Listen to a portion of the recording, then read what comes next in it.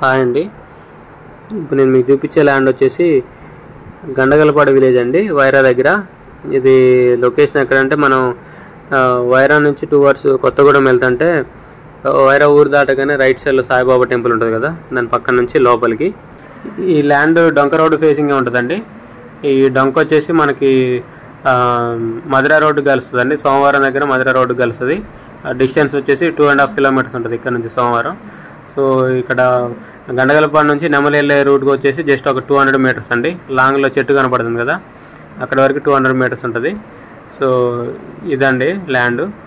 So ఇది distance వచ్చేసి మనకి ఖమ్మంకి వచ్చేసి 27 kilometers ఉంటుంది.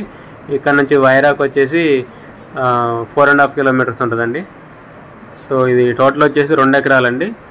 ఇది సూర్యాపేట దేవరపల్లి వెళ్ళే గ్రీన్ఫీల్డ్ హైవే ఉంది కదండి, దానికి జస్ట్ ఒక 1.4 kilometers డిస్టెన్స్లో ఉంటుందండి ల్యాండ్. ఇది ల్యాండ్ వరకు కార్ వస్తుందండి.